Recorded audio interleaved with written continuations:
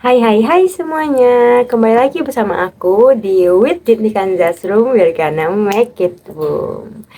Oke teman-teman, di siang hari yang gersang di Bogor ini, aku ingin menemani kalian melalui sebuah video di mana berisikan konten-konten yang selalu relate dengan generasi muda. Nah, pada video kali ini nih, aku ingin mengangkat sebuah topik yang mungkin sedang dibutuhkan oleh generasi muda, yaitu topik menghindari kecanggungan dalam berinteraksi. Nah, teman-teman, jadi sesuai dengan topiknya, aku ingin memberikan tips and trick dan kepada kalian, gimana sih caranya biar kalian tidak menciptakan interaksi dan tidak terjebak di interaksi yang canggung lagi. Jadi, tunggu apa lagi? Yuk kita langsung coba aja.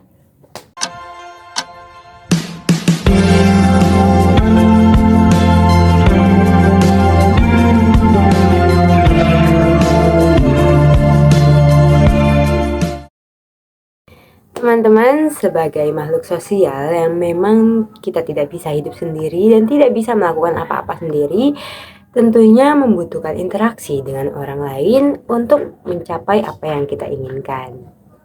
Dengan berkomunikasi, kita bisa menyampaikan dan menyuarakan pemikiran, pendapat, informasi untuk mencapai hal yang ingin kita tuju.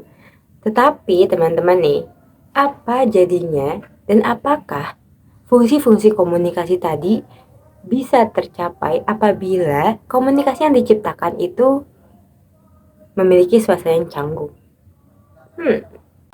Tentunya nih ya teman-teman, kita manusia yang berperan sebagai pihak komunikator sekaligus komunikan pastinya pernah terjebak di dalam suatu interaksi yang bersifat canggung. Pasti kan rasanya nggak enak banget ya teman-teman, kayak canggung, kayak bingung mau ngapain, mau ngomong takut salah, dan takut mereka nggak sefrekuensi. Aku pribadi pun pernah terjebak di suatu interaksi yang bersifat canggung. Jadi waktu itu aku memang berada di ruang lingkup pertemanan yang bersifat kecil, dan ada nih satu anggota yang aku merasa kayak aku memang kurang akrab dengan orang tersebut gitu kan. Karena aku pikir memang kita tidak sefrekuensi dan anaknya memang pendiam. Nah, adalah suatu waktu aku mengajaknya berbicara, oke, memberanikan diri untuk berbicara, dan kalian tahu apa?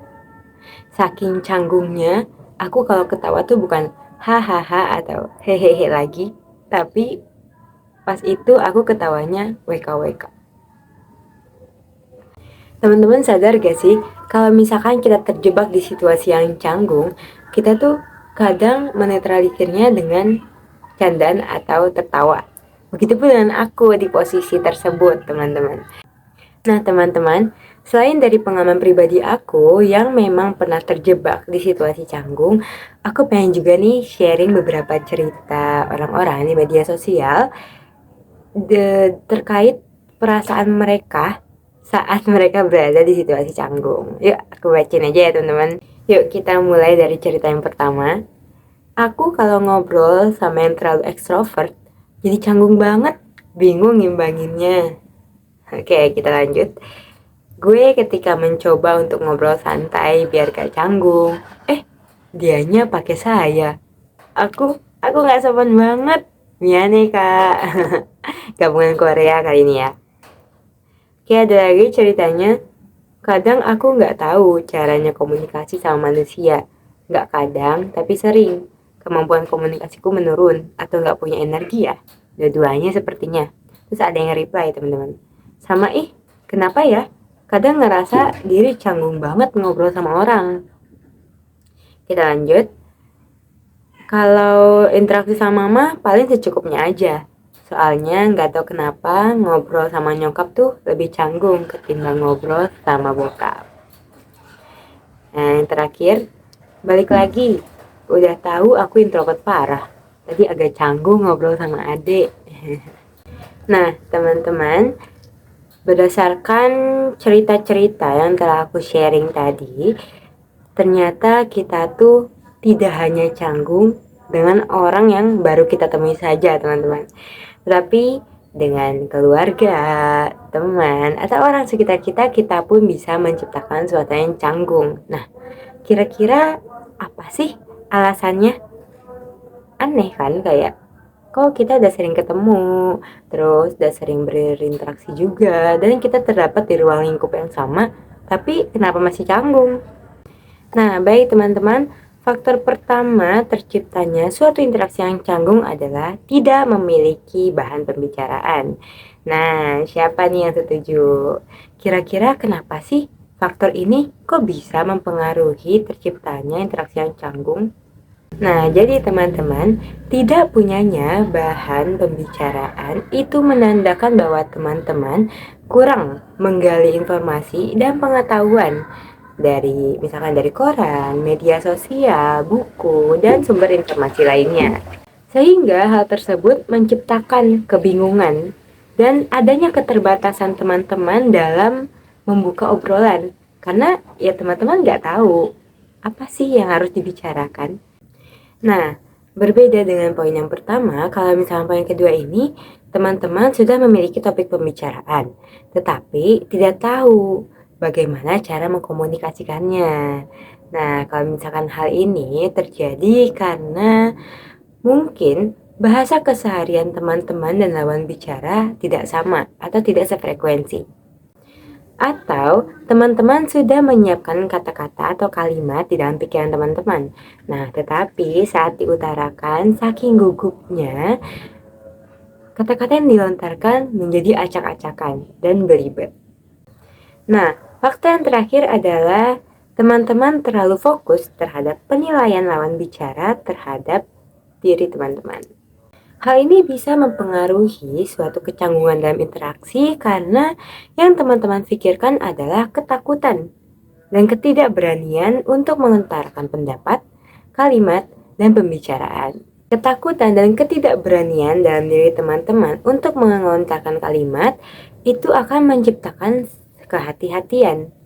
Nah, kehati-hatian di sini yang menciptakan kecanggungan dalam berinteraksi. Karena dipikirnya terlalu takut nih. Gimana kalau misalkan lawan bicara kita mandang kita jelek? Gimana kalau misalkan kalimat kita menyakiti perasaan mereka? Gitu kan? Apabila teman-teman termasuk ke dalam orang-orang yang mengalami faktor-faktor yang tadi aku sebutkan, sini-sini, aku ada nih tips and trick yang membuat kalian perlahan-lahan akan memperbaiki cara kalian berkomunikasi. Nah, tips pertama yang teman-teman bisa lakukan adalah menggali informasi. Nah, jadi penggalian informasi ini bisa teman-teman lakukan ya, membaca buku, membaca koran, menonton YouTube, membaca berita-berita, dan aktif di media sosial. Apabila kalian melaksanakan tips ini, kalian tidak lagi nih mengalami faktor nomor satu tadi, di mana kalian tidak memiliki topik pembicaraan. Ya, karena kan kalian sudah memiliki bekal untuk memulai suatu pembicaraan dengan orang lain. Tips yang kedua adalah menanggapi lawan bicara dengan topik yang sesuai.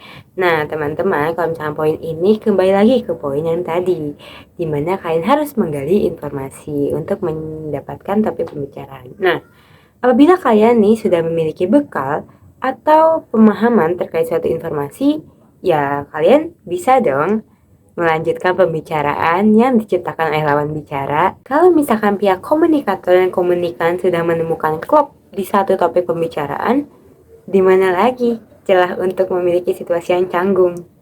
Nah, tips yang ketiga adalah mengulang kata-kata atau kalimat yang dilontarkan oleh lawan bicara.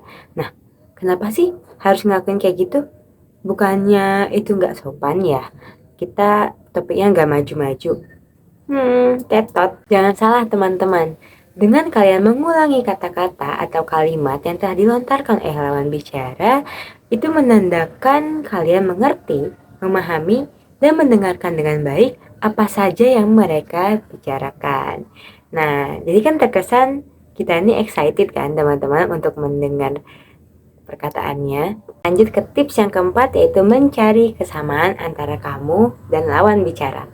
Ini diperlukan untuk mencari bahan topik pembicaraan yang sangat relevan dengan pihak komunikator maupun pihak komunikan. Misalkan nih, lawan bicara kamu suka K-pop, dan ternyata itu sebuah kesamaan juga untuk kamu, di mana kamu juga memang suka K-pop. Nah, bisa dong kalian mencari topik yang sangat klop untuk kalian berdua. Ini dia tips terakhir atau tips yang kelima. Teman-teman, selain tips and trick yang aku sebutkan sebelum ini, kalian harus memahami juga bahwa tidak semua orang menyukai sebuah pembicaraan. Dalam hal ini berarti teman-teman harus menggunakan empati kalian apabila dirasanya lawan bicara kalian bukan seseorang yang memang menyukai pembicaraan, maka jangan diajak untuk terlibat dalam pembicaraan yang panjang.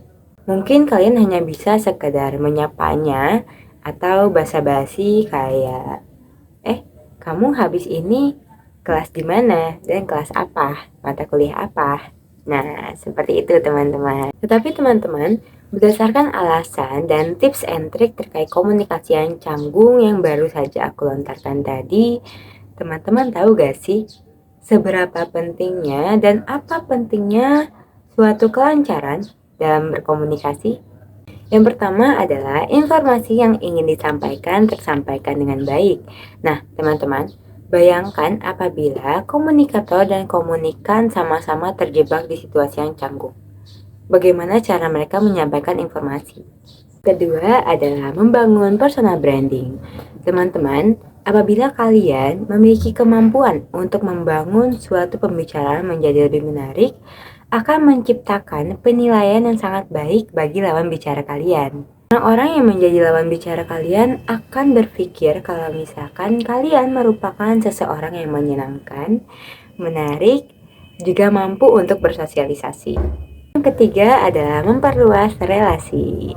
Nah, ini berkaitan dengan poin yang kedua tadi. Apabila personal branding kalian sudah terangkat dengan baik, maka kalian pun bisa memperluas relasi kalian. Karena orang-orang sudah mempercayai kalian dengan kepribadian yang sangat baik dan bisa diandalkan. Nah, demikianlah teman-teman tips and trick dari aku untuk menghindari interaksi yang canggung. Semoga tips and trick tadi bisa membantu teman-teman untuk perlahan-lahan memperbaiki cara kalian berkomunikasi. Apabila kalian memiliki saran atau rekomendasi terkait topik yang ingin dibahas sama aku, boleh kalian langsung komentar aja di kolom komentar di bawah. Jangan lupa untuk like dan subscribe, juga nyalain loncengnya biar kalian tahu konten-konten terbaru dari aku. Sekian dari aku, terima kasih untuk yang sudah menonton. With Jitnikan Just Room, we're gonna make it boom. Dah!